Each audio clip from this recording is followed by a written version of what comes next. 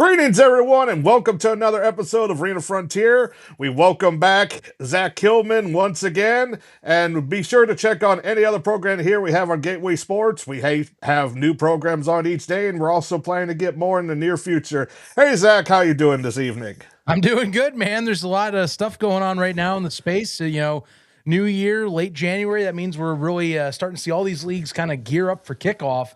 That's right around the corner. I mean, it's a lot closer than you think, given that we got early preseason games. NAL, IFL starts early, so I mean, yeah, it's getting down to the wire. Time for teams to get prepped up and get their rosters all sorted out before camp. Yeah, and especially for the IFL with some, because I just got their lay signs, and you hate to see something abbreviated R2R on the list. And just to be clear, also mentioned for the AIF started last week, though. Technically, should we actually count that game? I call that more of a tune-up game that the West Michigan Ironmen had with the Michigan Falcons, and it was just a blowout. That's as much as I'm going to mention the game because that was brutal. That was brutal. Of course, the owner, because I had to remind my audience here because I didn't mention it because their original equipment actually got stolen in their trailer, though I did say it's like, for some reason, like, it could have been an inside job, but that's a possibility because it's like, who else knows what was in there? And, well, they got new helmets and shoulder pads. That's all I know with that type of experience. And that's just one thing because the owner, the one thing he didn't like that he's the only team playing right now, he didn't like to have the early schedule, especially since last weekend the NFL conference playoff games were happening, but luckily his was on a Friday. But Friday games aren't really popular for arena audiences for some reason. I don't know why. Yeah, I don't think it's usually just weekend games. I feel like that leagues haven't been able to fully figure that out. But I also feel Friday's kind of a weird day for a lot of people. We see this with the UFL, and we've talked about it too, you and I, where I think people they get on their weekend, they just want to relax, they just want to go do something else. And so they just want to go out about. And football can be that, but I think more often than not, Friday's kind of like, let's go out to eat, let's go to a movie. So like that's where you got to kind of fight. That's where like Saturday and Sunday, you're like, okay, now what do we do with our weekend? Let's find something to do with more time in the day or something like that. But it's all theory. Yeah, one thing I'll mention because the UFL, for some reason, my Battlehawks that are the local right behind me, for some reason, we're doing a Tuesday game this year. So, and then a thing.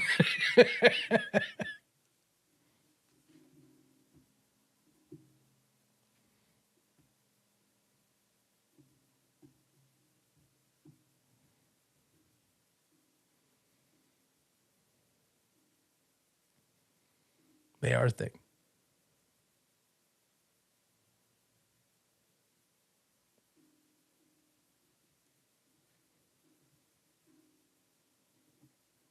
Hold on.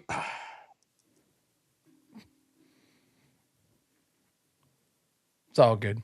But while Will's sorting that out, at least I will. Hey, can you hear me now? For some reason, my camera's acting funny. I can hear you. I can still hear you, man.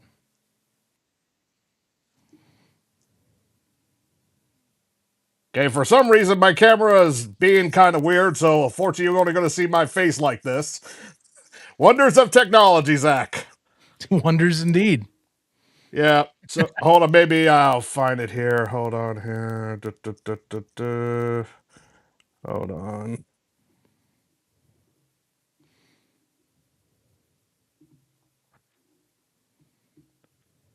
Hold on. That's not letting me. All right, we'll keep going. Hold on, maybe it got it. Nope. Okay. Great. Well, I know you're there, at least. Yeah, let me just do that. All right. So I guess I'll start by asking, like, because now we're because, like, we got the AIF going. That's still kind of small. Then we got the NAL starting in beginning of March. Yep. Then the IFL mid-March. Yep. Then AF1 in April. Then we also got the AAL in April too. Correct. And then, of course, the Arena League. Then, of course, what you actually went to was a press conference about the new league, International Arena League, because they have a team in Arizona, which they're playing in Mole Arena, where you were actually going to be part of the Arizona Bandits when they were going to play there. How did that press conference go? Press conference went fine. It was mostly just their new coach, Jay Allen, talking a lot of the points. He also took all the questions. Their GM was there too. But kind of got to mingle. There's a few folks from the local area. We had a Phoenix Business Journal was out there as well. And I went out with a few buddies from my group out here called C Tray Sports that my friend Caleb Bouchy runs. So we went out and did that. And I'll tell you, it was nice just kind of get a little bit of a beat on this whole thing, because you get to, you meet with not only the GM and the coach, but we also got to meet with the Mullet Arena officials. Which, if you remember, Will, the whole thing with the Bandits is they never actually locked down Mullet Arena. They never paid for it. They never got a payment in to really start advertising the venue.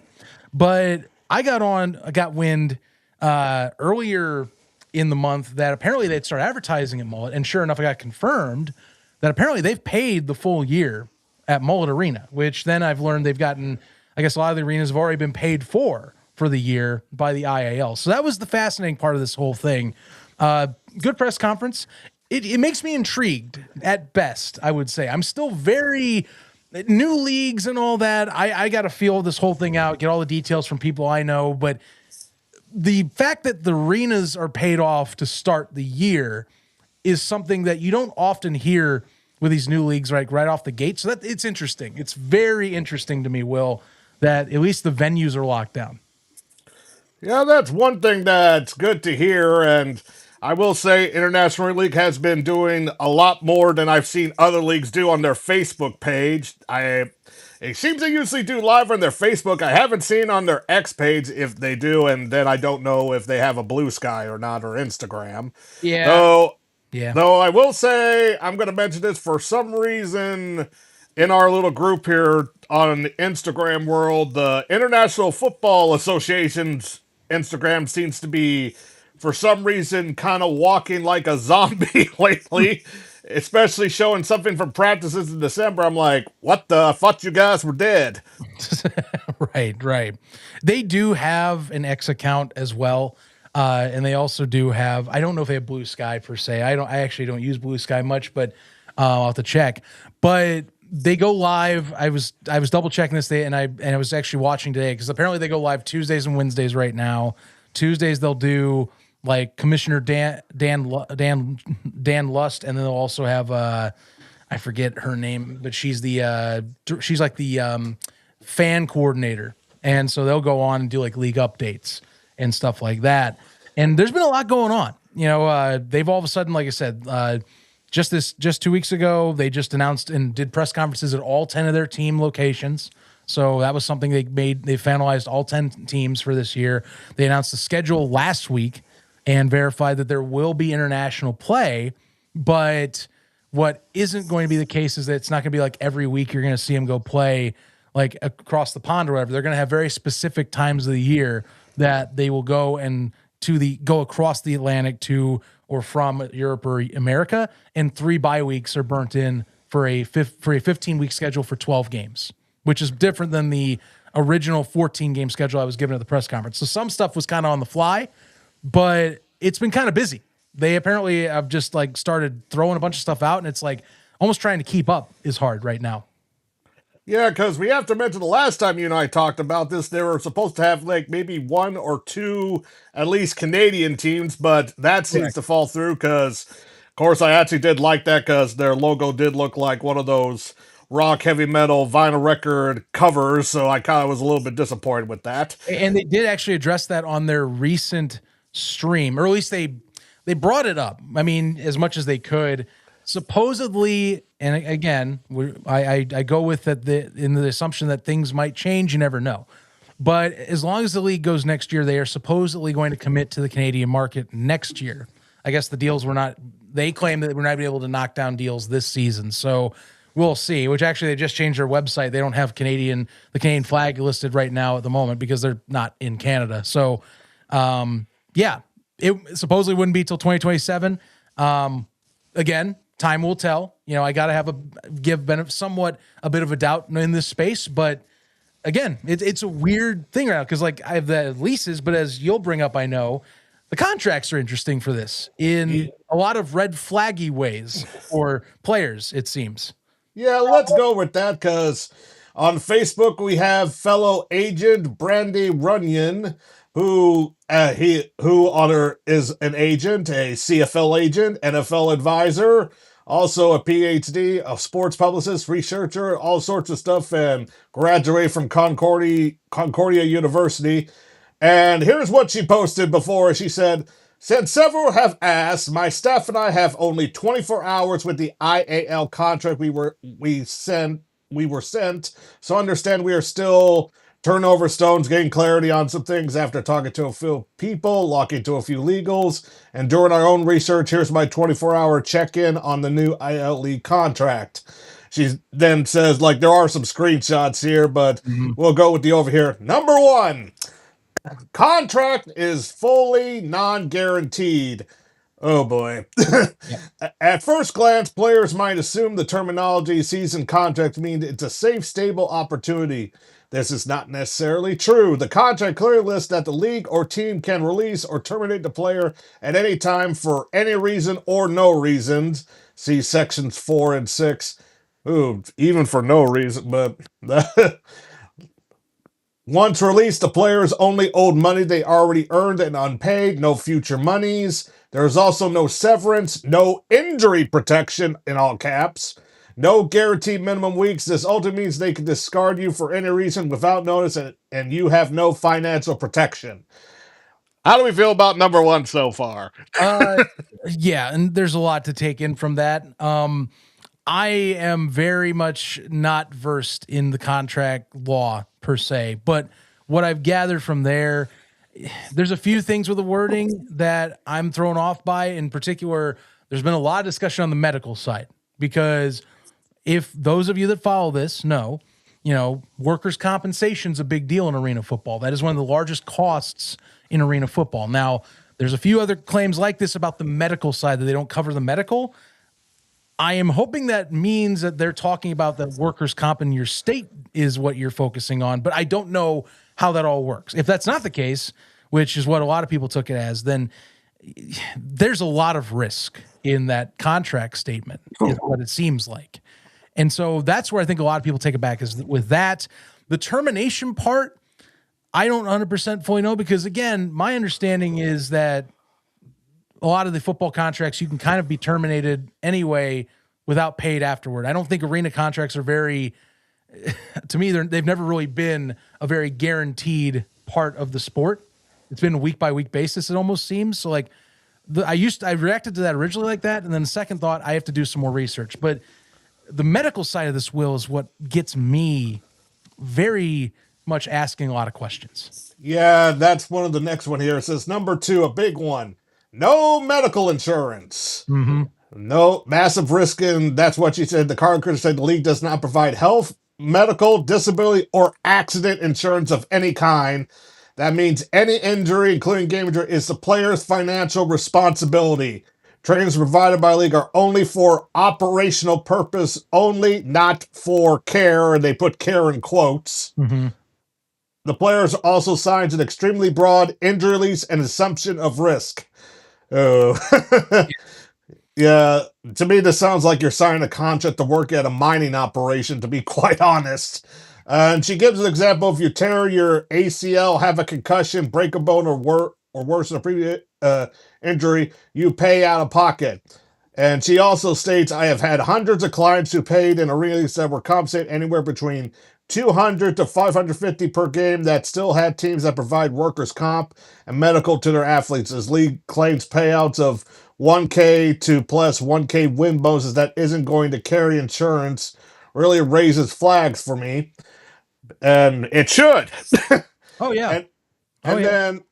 Then it's actually paid per game. Practice and work are unpaid, so players are paid only if they're on the active game roster. Practice squads, players make zero money, and no, and there is no pay for practice, meetings, film, conditioning, travel time, community events, or promotional appearances. Essentially, you can work full time hours and still make nothing if you're not active. Right. So, uh, and four actually is gotta got me spinning. League can change the rules at any time, and players have to comply. Yeah. Yeah, I don't like that one in particular because I'd rather have it. I would rather have it that the clauses of the rules and credit. This comes down to their rule setup. I would rather them have it where it's set up at the beginning of the year. They set something in stone, and they don't change mid-season. Which again, that just raises more questions. Because we haven't gotten the rule book either, which we're supposed to be getting soon. Keep in mind, they've been really pushing the announcements this month, and I don't see them slowing down based on how they've been doing it. But like I said, I think that we need a lot more clarity. I think that's the thing. I'm very in the weeds with like, okay, but what do you mean by that? Are you going to change the rules mid-season? And that's where you get questions on the language of this contract that I think are valid questions to people that are in charge. Is like, what are you implying with these pieces? Especially again, the medical piece worries me the most. Because workers' comp is essential to this space. So how does that work when you're playing 5 teams in Europe, 5 teams in America? Because you have to dictate based on location. I mean, there's a lot going on there. And even passports, which actually, from what I didn't see, unless I just misread, I mean, I would think the contract would have listed that you're required to have a passport, but I haven't. I'll have to reread the contract. I could be wrong, but I didn't see Well, it in the initial readings. well, passport for the American players, then you have to do something for the European players. I don't know American what. passports too. That's the thing. Because European, you can travel country to country in the EU, and the EU will remove restrictions for non-EU countries like the UK. But to the US, you got to get a passport. So all the players are going to have passports for this league for them to play. Yeah, then big one here: extremely broad NIL and likeness rights. And she puts in quotes, forever. So the league receives a potential worldwide, irrevocable, royalty free license to your name, image, likeness, voice, and performance data. This applies according to the contract forever, even after the contract ends. Hmm. I don't like. Honestly, I could see some of these things being challenged in court, to be quite honest. Yeah, I'm kind of curious how that works with the NIL setup there. So I'm not. Again, this is where I don't know. I don't like it per se. And credit the IAL's still got a long way to go if we ever even talking about realistic NIL monies, but like the future proofing of that, I am curious what the game plan is with that clause per se. If anything, just to give them more of a one up in having their material to market. Beyond that, I don't know. Yeah, then there's limited protection for NFL, CFL, or we even put UFL opportunities. Yeah, that one's the biggest BS. I'll be honest Yeah, with you. yeah, because the Every league is not obligated to release a player for camps or any sort of activity for another league, and even I'm like, why not? No, you that one single-handedly it needs to be changed, or they need to reconsider that, because every other league that is in this space is their contracts when it comes to NFL opportunities are practically they're paper thin. If you are offered something and you have been given something like that most of them are pretty much in handshake agreement that they let you go and explore that opportunity if you are one of the top leagues in this space, because arena's not that spot that's above those leagues. The CFL, the UFL, they're definitely a spot above. We know this. So I'm curious. Again, I just ask, like, are you really thinking this way? Because the FCF tried to do this too. Remember this, Will. When the FCF was around, they put a clause like that in their contracts that they couldn't have people leave. And that drew a huge uproar at the time when that happened. If I remember right, the second year they did change that, but they tried playing like big time. And again, you and I know that's not the case. Like, yeah, the money's right out of the gate, full disclosure, would be the most guaranteed per per game in any league, by the way, along with the win bonuses, by the way. So that's hypothetical, but still, any other league above this will pay you much more and will give you an opportunity that's better for the next level if you want to try NFL or even CFL, really, that are stable top leagues. So, like, the UFL I could too, but you know what I'm talking about. We need to see what goes on with this rebrand. But that's not a good clause. I don't like that one either. That and the medical are my two least favorite out of this entire thing. Yeah, and then next one I kind of understand, but yet not. Non-solicitation clause with financial penalty. Players can't recruit other players or staff to another league. Violation triggers a repayment penalty of 50% of all compensation earned in the prior 12 months. This means if you talk too freely about your experience or influence any other players to leave or not to go to this league, it will cost you up to half of what you already worked for and earned. I don't know. That's kind of similar to what we're seeing in college right now, Zach, in the NIL. If Yeah. some schools are suing players that transfer out for NIL money that they gave them for 1 or 2 years that they got back. Well, and So the reason that one's getting questioned a lot is because players do talk. They talk about their experiences with these teams. They talk to people about these teams, and so it's really trying to control. What they're doing with that is they're trying to control the narrative. Is the best part, because the thing is, these players are getting paid again. $1,000 contract in arena is like, and to put this in perspective, Will, you're getting, if this contract's executed the way that it says, and like nothing's, again, if nothing's being hidden and this is really going to play out, you're getting paid over double an AF1 contract, and you're getting paid 4 times more than a guaranteed IFL contract. That, which is just crazy to think about when you think about the space right now. So, I think that they're trying to limit it that way. I don't like it, because I think you should be able to freely, and credit, people will still talk, but imagine someone reporting your teammate because they talked to someone in another league about their experience. Like, is that really going to happen? I just can't see it happening unless you just are like that much a homer or trying to keep your job in a team. But it sets up a very awkward precedent to me, is all. yeah, and the court stuff continues. Mandatory arbitration, no course, no class actions. Yeah. So it's done by mandatory arbitration, but who actually does the arbitration? Is this person actually a true third party? Because even then, Yeah. and it's, Arbiters they should be third party. So, but I get your point. yeah, I'm stating this for all the arbitration done in Major League Baseball. Third party is crap. Yeah. Yeah. And then not this one, this was that caused me to go raise my eyebrows so high. League can cease operations with no ongoing obligation. Scary if the league fails, like so many before, all contracts terminate automatically. Players receive nothing beyond earned pay. See Section 6, and you're on your own. If the league folds midseason, you absorb 100% of loss and will have to pay your way home, etc. Cannot recoup anything. And Yeah. we've seen this so many times in other leagues, but dear Lord, if some American players are stuck in Europe, dear Lord. Well, yeah, that doesn't bode well whatsoever. So it's definitely a lot more risk in that sense. The only way I took that clause is it's putting out in the open what we've seen, unfortunately, with lower end leagues. To be fair, I hate saying it that way, but that is almost the way they're writing it is like, hey, you can't sue what is it called? There's official corporation that the IAL's named. It's just IA, I guess IAL Football, International League Football LLC or something like that. But like, it's to prevent lawsuits, and it's also that basically it's closing up shop like any other league. Basically, like, contracts are done.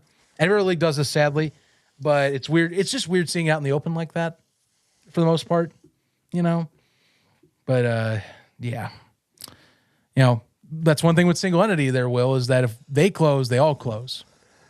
Yeah, though I find it interesting they have the thing about with other leagues here, though technically, couldn't you say that it's ironic because in our group, a player that was signed with the Albany Firebirds in September Yep. as signed with the Utah Grade 8. I can't remember his name, but it was a very Alfonso known wide Taylor. receiver. Go ahead. Sorry, I think I talked over when you said the name. Should be Alfonso Taylor or Tyler, I believe it was the name. Yeah, so it's like, because last time I checked in transactions, I didn't see him get released. So that's going to be kind of interesting.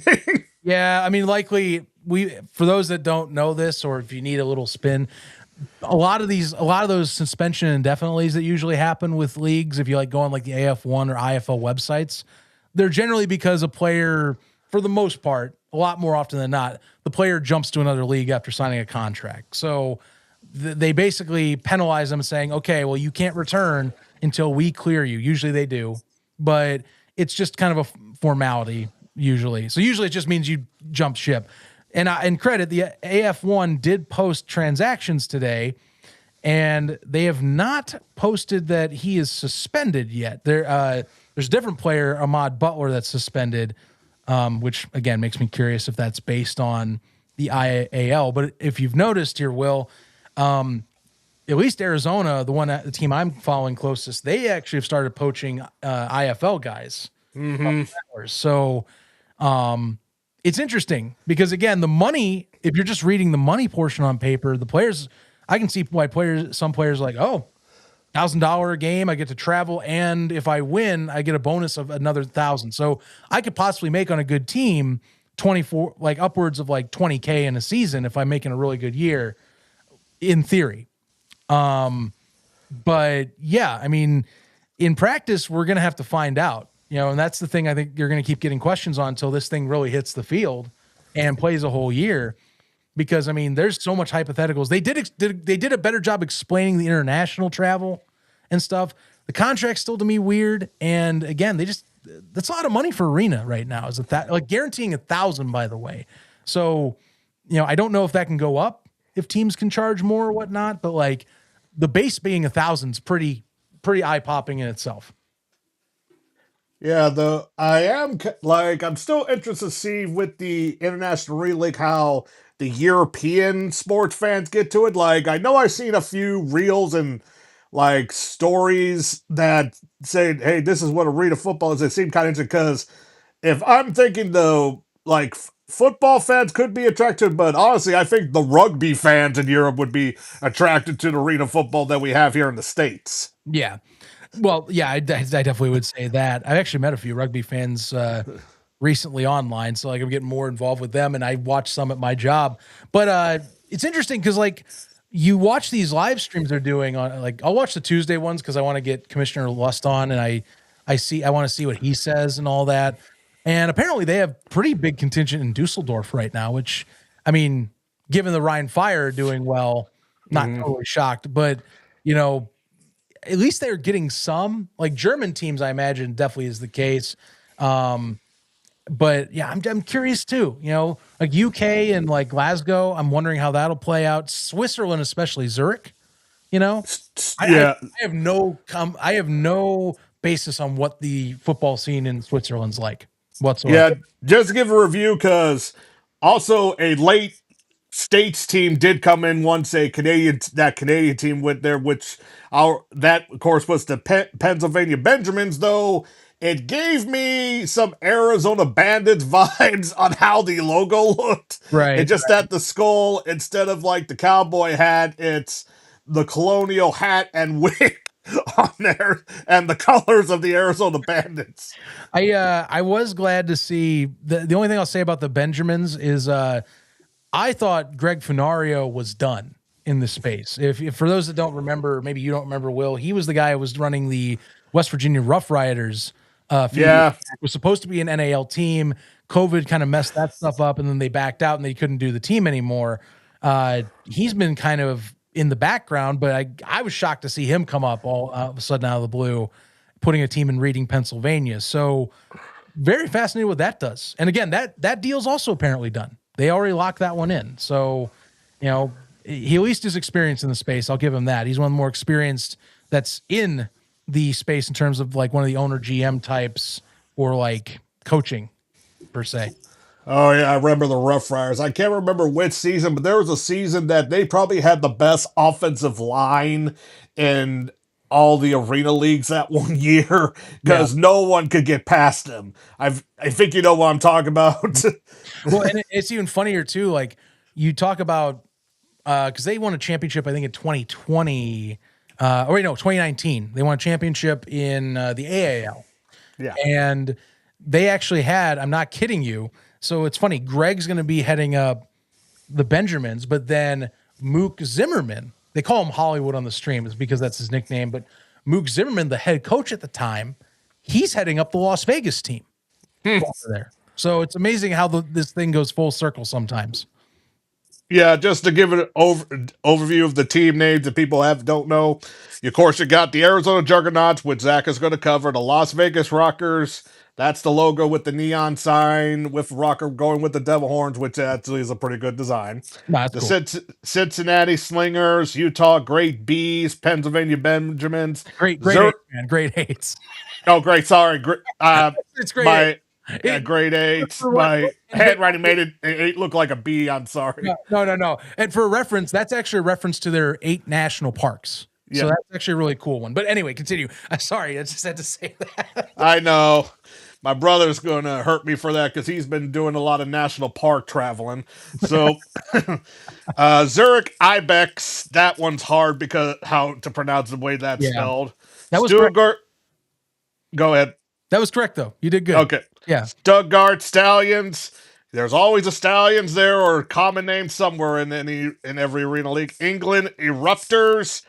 I don't recall a volcano in England. There probably is one, but I just don't recall one. Theirs is weird because it's not even like a volcano. It's like a white tiger. I Then don't why not call the England White Tigers? I don't know. Raptors seem cool. I mean, the logo's cool. I like the Yeah. logo. Then, But of course, you got the Glasgow Tartans. There's a history significance with that one. oh yeah, And then the Dusseldorf Warriors. There's always the Warriors, and like, it's just interesting to see what they're going to do. Have they said how they're supposed to broadcast or stream their games yet? they have not gotten into details with that. I tried prodding a little bit at the presser, but credit, it's really only the GM and coach. So I'm going to guess that they don't even have a 100% read on what they're doing with that yet. However, the Arizona, they did mention they were in talks with a local Arizona television and radio partner. So I'm wondering if they focus on local and then maybe have someplace they can take those signals and put in. We'll find out soon, but it's going to have to come up soon because I mean the season starts in less than 4 months. They're on a clock. Yeah, Well, and 3 months actually. My bad. They're on a clock. A lot of time's ticking. yeah, though, like the Arena League has some more time. Of course, they just announced the Memphis Hound Dogs and the Nebraska Brigade. Mm-hmm. Yeah, though the Brigade logo looks to me like a red-headed Mordecai from the regular show with a Oh, pilot helmet, but that, that that's was what it looks. That's what it looks like to me. a fascinating description. You just realized that. That's bravo. I mean, I see it. You're not wrong. I see what you're coming from. And by the way, people want to know that show's coming back, so there might be a chance we could see something like that, though he'll be blue. All right, so the one thing so far with besides that one sign that we mentioned for wide receiver, they have been signing more of the people would call more the elder players, the quarterback that's for the Rockers, and then I forgot where the other quarterback was signed at. I think it's in the Easton, if I recall. Oh God, I'm forgetting where McCollum went. That's the thing, because McCollum went. So the Rockers took Arvell Nelson. Yeah. Who is definitely in the more older like vet years of his arena experience. I'll find McCollum, but I know that I believe he was staying stateside, but I could be wrong. But yeah, they've already gotten 2 QBs that are more of the arena vets per se. As of the last few days, what's been interesting, like following them on their social, is they've been getting, like I said, there's a few like Arizona has gotten a few like guys that are IFL guys from the Rattlers. And actually, I'm looking through their social right now. The Great Eights just signed Dravon Macon. He's former Triton and Wichita Regulators receiver. Yeah, that sounded familiar. Then American players, like just off the cuff.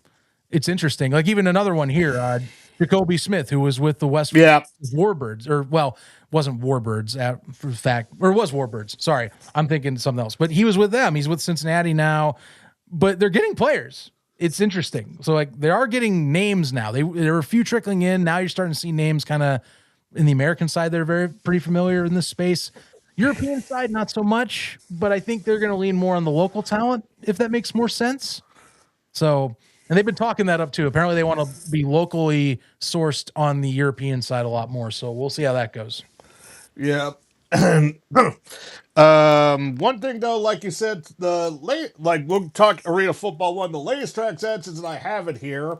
Of course, I did mention last week they had that NCIS camp, and they actually signed a few international players. So Yep. it's good to see. We have, I think, 2 to 3 were from Japan, if I recall correctly. If Yes. I mentioned it last week. Hold on, where is that? I have that in my notes here somewhere.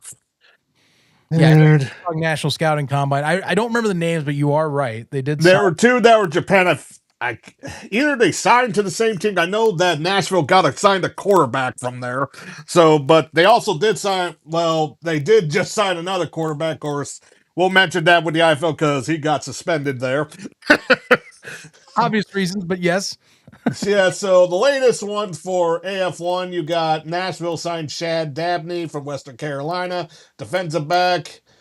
Keon Burney, offensive lineman from Valley Forge Military College. Josh Jones, UNC Pembroke quarterback.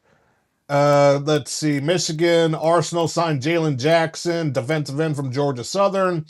Dwayne Albany, of course, they re-signed him, but it has IUP. I forgot what is enacted. That could be might be like Indiana University, Pennsylvania. No, it says IU. I guess that might be the school, or because it's like for Boulder. Look, if it wasn't for a loop, it would be on the physically unable to perform list, but I don't think it's that. Then Michigan signed also Hunter McKinney from Wisconsin River Falls, an offensive lineman. Then Washington Wolfpack, which you and I are hoping that this is the most improved team in the Arena Football One. I hope. I do hope. Brandon Labana from Marist University. Then, strangely, we're getting a lot of retirements out of nowhere, Zach. DeAndre Reagan, Kentucky fullback defensive line from Toledo. Then released Damian Williams from Nashville, linebacker from Merrimack College. That's the AF1 transactions, and there's not really much. The only thing with the AF1, because we already know they're having Vice games, is just that how are the other games being broadcasted? I have good authority that it's very close that announcement should be done. Yeah. My understanding is that whatever partner they're using for that second lot of games is supposedly locked in. I don't know who it is. I just know from authority that they are finalized and that it just needs to be announced. So if it's not this week, it's got to be coming by the beginning of February because we're getting a little time crunch with them starting too. So we'll know pretty soon, but I'm imagining it's got to be another digital partner somewhere where they can put all the games, I would think, because that's the deal. Vice, unless they specify, is only going to be doing likely a game of the week. So where are these other games being played at is the thing. So that we'll find out. By the way, you mentioned transactions for AF1. If you go on the site right now, and I had kind of gotten hinted at this, and I was waiting to see if it would happen. The transactions page is gone, and it's just the if it's in the news, it's just each one's a separate page. Is that what you're talking about? If you go to stats, so the AF1 used to do it this way, and I know because I worked on the site. Hold on, I only see standings and leaders. If you go to and there used to be a transaction spot in the stats. Remember, or actually, if you clicked on that, there used to be a transactions tab next to standings. It would say transactions. There used to be score, schedule, and standings, and it would tell you what they put in. It's gone now. And my theory, and I've just thinking about this back when like AFL was doing this and the IFL did a similar thing when the AFL was around. I'm wondering if they are worried about poaching. Yeah, I can kind of see Because the. again, while we are wondering about the IAL's contracts, I'm serious. You see these names though, and it has to make sense. $1,000 to any player is pretty damn tempting. Just Yeah, off, we are. There's already been some poaching already here in 2026, and unfortunately, it happens every year. yeah. I'm I mean, it's kind part of of surprised no one has poached Paxton Lynch from the Pablo Punishers right now. So that's actually quite interesting. Yeah, I found the article like for the two international players, both from Japan. Shante Trotter signed with Nashville, and Shunto Mizuguchi, wide receiver. Honestly, here's the thing: in my opinion, Japanese players are actually perfect for this. Will be perfect for two type of positions: wide receiver, and then you get some sumo wrestlers, offensive linemen. That's a replacements movie reference, and people keep it if people know seen that movie. So yeah, that'll be interesting. Of course, the Trotter is a defensive lineman, so it'll be good to see how they do. Because we know back in 2020, we were excited when the XFL back then were signing some international players in their camps. So it'll be interesting to see there. That's about all for the AF1 right now. And before we do the IFL, Zach, because before my camera was not working right, I was wearing a St. Louis Bandit shirt and cap. And yesterday, in our little group, and I thought I never would see this, but I know it was questions like, was that actually a real field or was that AI at the time? Because you kind of had to figure that out. And then by Byrne and Jones Construction, a sponsor post on Facebook, save $210,000 on a like new professional indoor turf. Premium Velcro interlocking system with minimal use, 1 to 2 events. What events? That field was never used. Yep. So it's brand new. Uh, Stored, rolled, indoor, 500 square feet, ready to ship anywhere. The U.S. Permanent Bandits logo in place. Ideal for training facilities or practice spaces. Serious buyers only. Honestly, you could use it for games. And they're asking price only for 90 grand. I would not be surprised at some teams if they have some creative with the logo though honestly, the if the Baymont Renegades are able to just fix that a little bit, they actually could use this field if they need a new field. Well, they are buying a new field. That was announced when Beaumont came in to the league. So they should already have a turf system in place. The only team that I have questions, and I got to get this verified, I guess, about with turf that I can think of off the top of my head, besides like maybe the IAL teams, would be the Oceanside Bombers because of Yeah. that. You know, we did see Adam Shackelford from the Strike Force put out a public post about how there was, well, obviously there'll be some tensions when you have two teams from opposing leagues that do not like each other, I would say, and you have to share a venue. And maybe I would have to ask how that's going to work.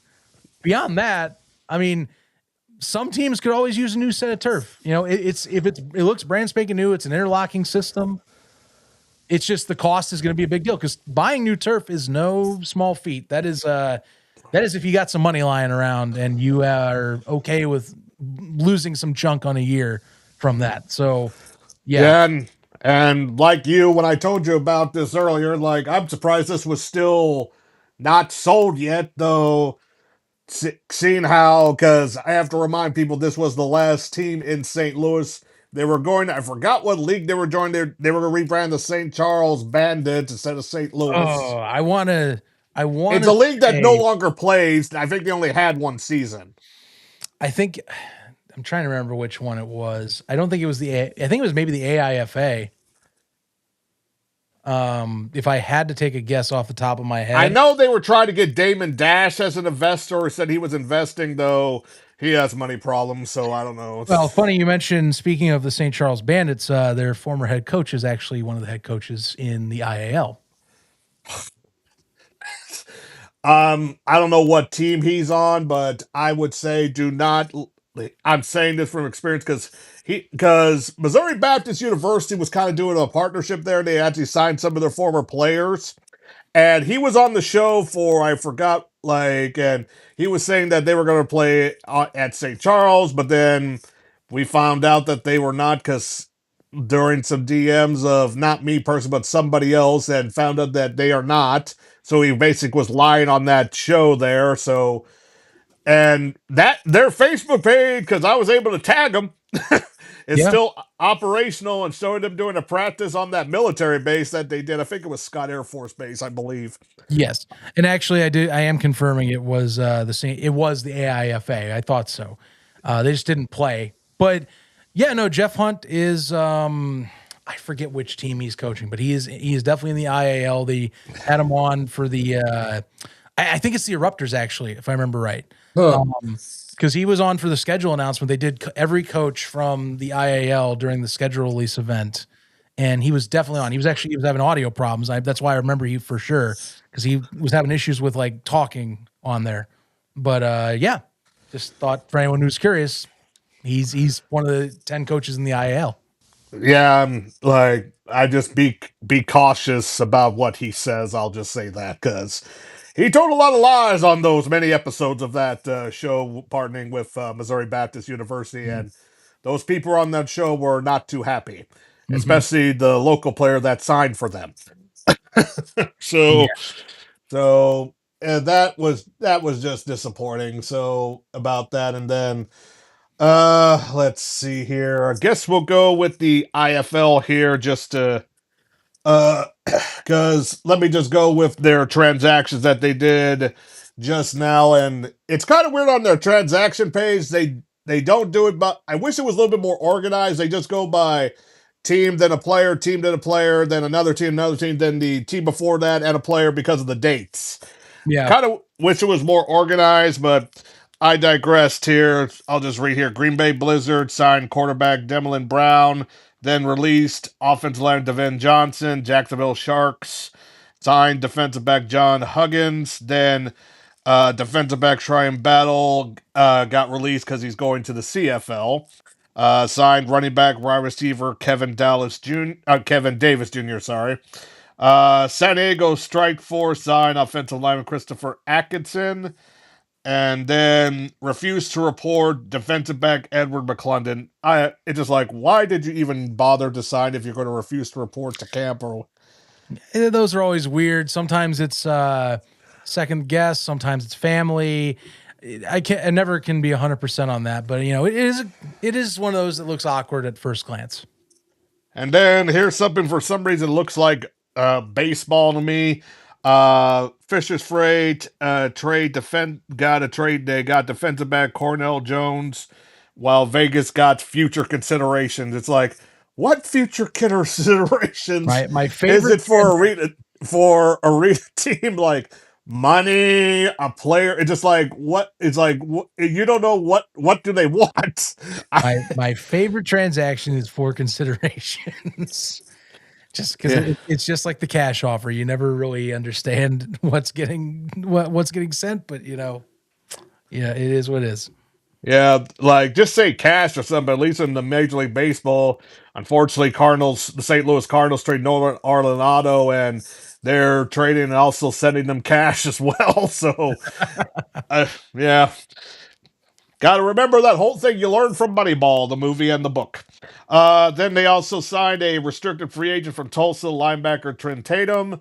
Northern Arizona released defensive line Robert Fuentes, signed defensive line Beverly Smith. Mhm. Then Ira Bondstormer signed wide receiver Curtis Ravenall Jr. Well, refused to report defensive back Troy Lefebvre. Boy, I did not spell that right. Lefebvre.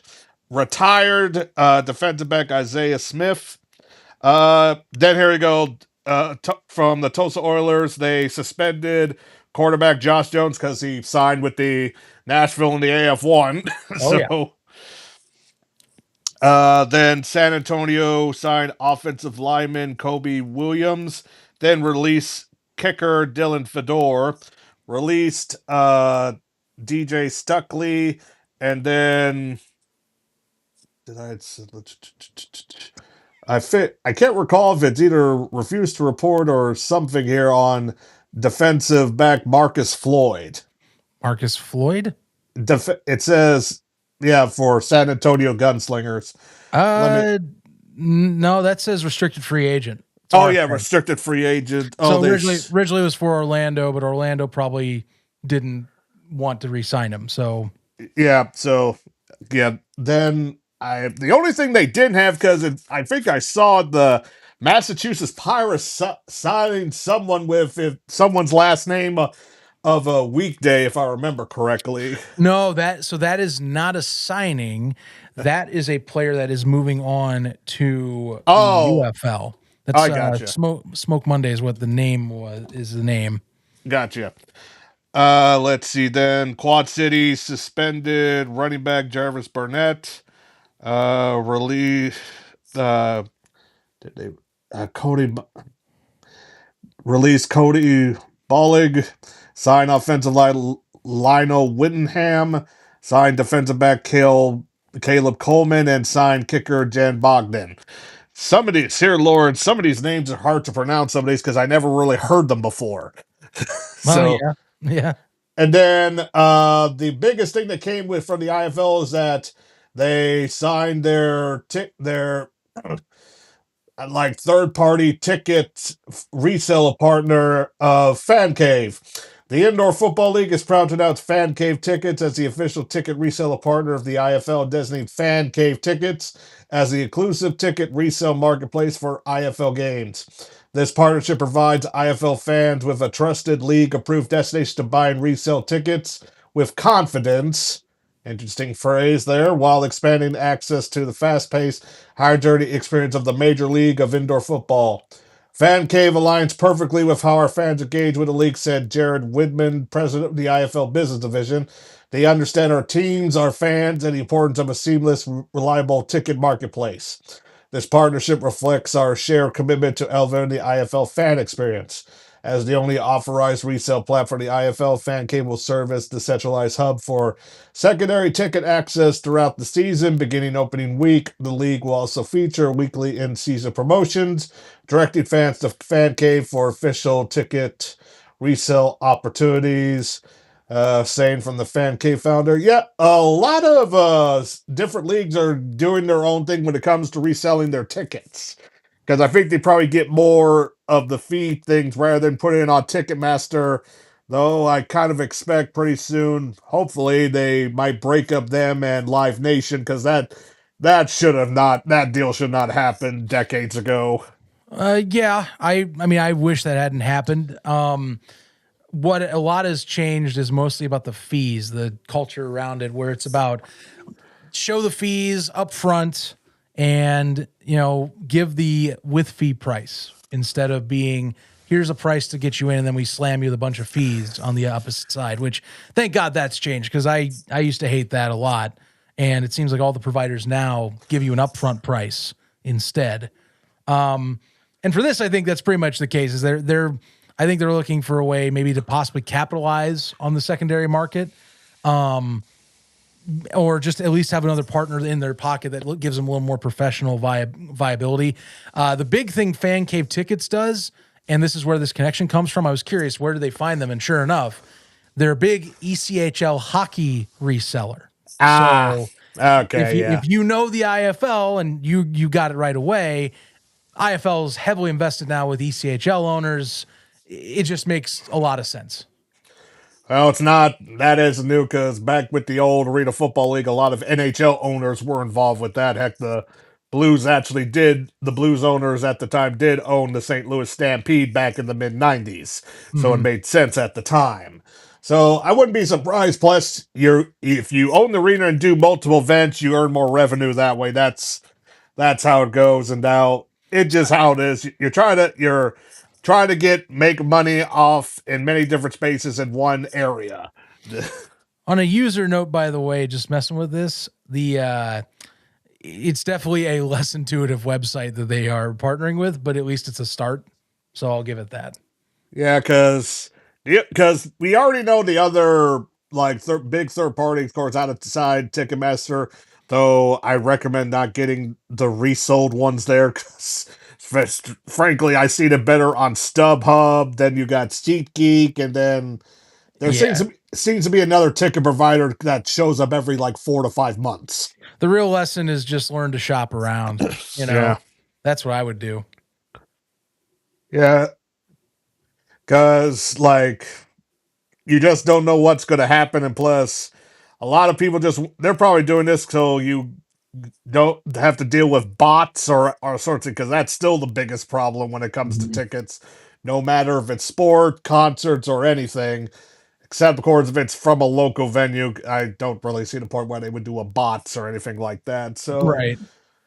So now, like coming up now, because like I said, there is another Friday night game when it comes to the AF with the uh, West Michigan Ironman. Though I did see they had a good deal. I forgot what pizza place it is, but for like $35, you get a pizza, a drink, a few things, but you also get 2 tickets to a home game. I was like, I mean, that's cool. it's like that's fine. It's just like I'm trying to figure how does that break up with getting like I guess they don't make money off the tickets and get money off from what they spend at the arena and parking, I guess. So it's just like it's like because I'll just say this because we'll talk about the AF just a little bit quicker because they're getting new leadership. They've been hiring some new stuff. They got a new commissioner. It's just that the only way I see them getting better because they had some problems already. You and I were here earlier. They announced the North schedule. We were Yeah. waiting for the South schedule. Never happened. And some of the South teams, like one of them disappeared. It was that Tyler Crude something that looked like had like the roughneck type of thing on there at the time. Right. So now then they got the Odessa Drillers. That's an independent team.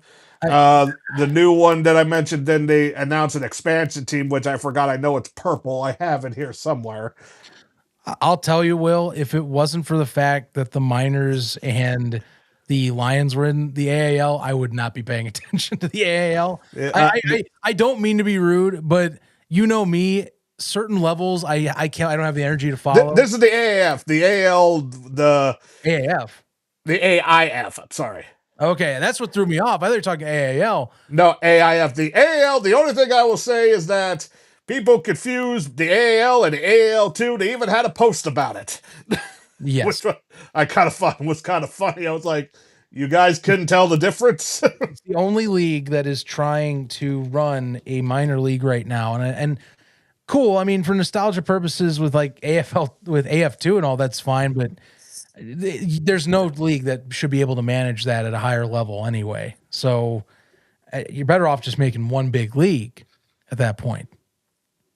My honest Yeah. opinion, but what do I know?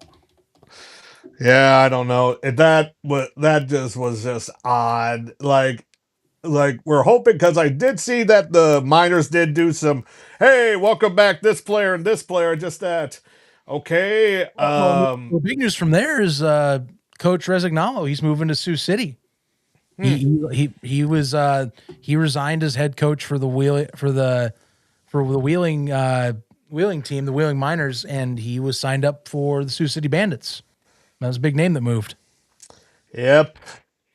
And it's because like you and I know there was that we have a uh so we know with Luke Miller, who's been on the show before, was a big Willing Miners fan, though he's very happy that there's a team back in Minnesota right now with the Monsters. Of course, And that that whole, one, just for the to talk the curse, that one's pretty legit.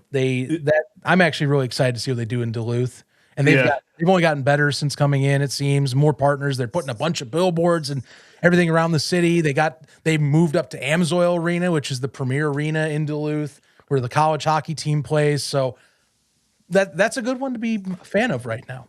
Yeah, the only trouble was that the head coach, like, because of that whole thing with the Arena League, I don't know, I'm still wondering if there's still going to be a lawsuit or something about that, but then he stepped down because of mental health. I Then, I don't know about lawsuits. I mean, we've seen it with like territorial.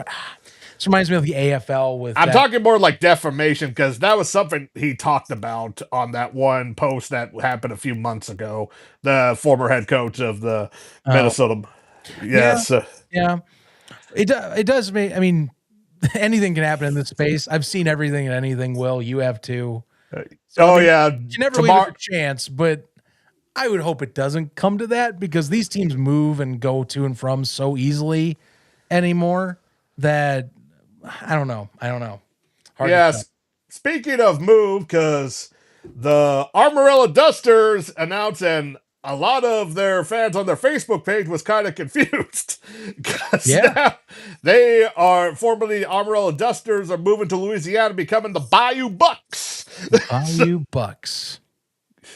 So like that's like I think the second or third team in Louisiana because I think there was another one that came up that's besides the now the formerly Shreveport Rubaroo, now the Louisiana Rubaroo Yep. that are in the National Arena League. So it's like it's just amazing because with the whole debacle with the return of the Arena Football League 2 years ago with the voodoo and that whole thing, luckily finding those boards from a former team for that one game with the Nets barely hanging on in that arena.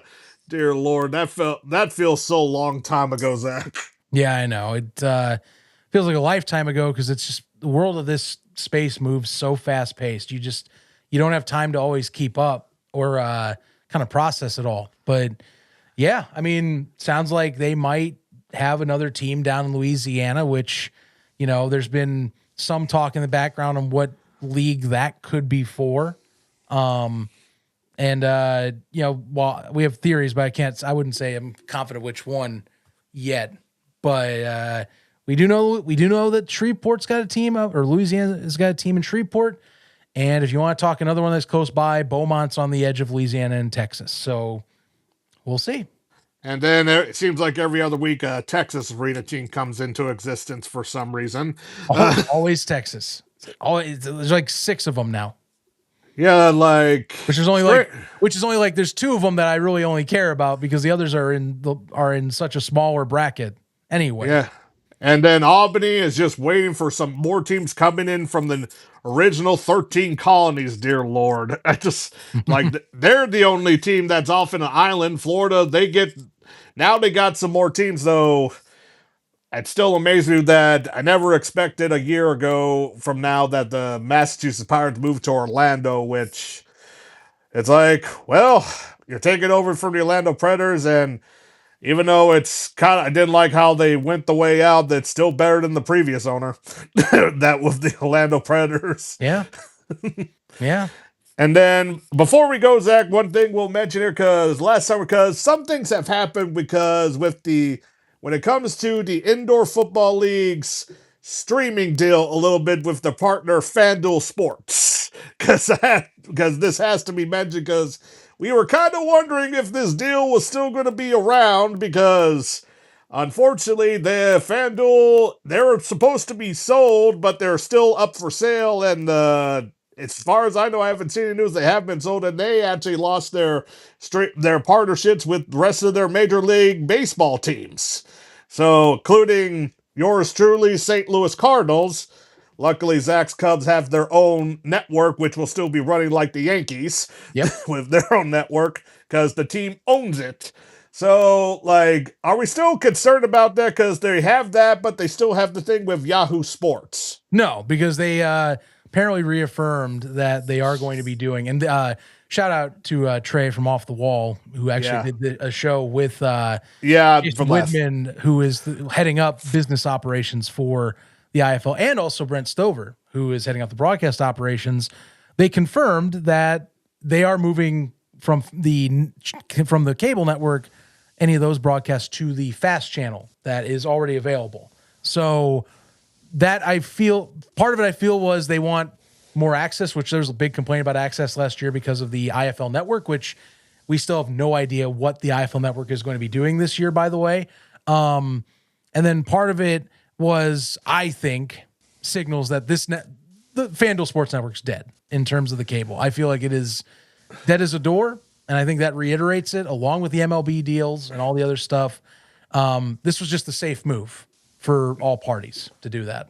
Yeah, I still have yet to use the Yahoo Sports app on the Roku, so I'm trying to see how they games with there because most of them are going to be playing at the same time. Though a lot of then one thing to close out the IFL because there's going to be some neutral site games later in the season, Mm-hmm. and I don't know. It was in our group that we might know where they are or we don't know where they are at the moment. Well, if they are where we've talked about, it's funny how this space works. Is Yeah. all I can tell you. And it's funny how an idea is reused. Is what I will say too. I'm gonna wait and see, but it sounds like it's what will come will be very familiar, and I will just laugh because of the fact that at the time it was looked as a very mixed thing, but I know people will think it's an incredible neutral site broadcast because that's how this space works. Is what's funny.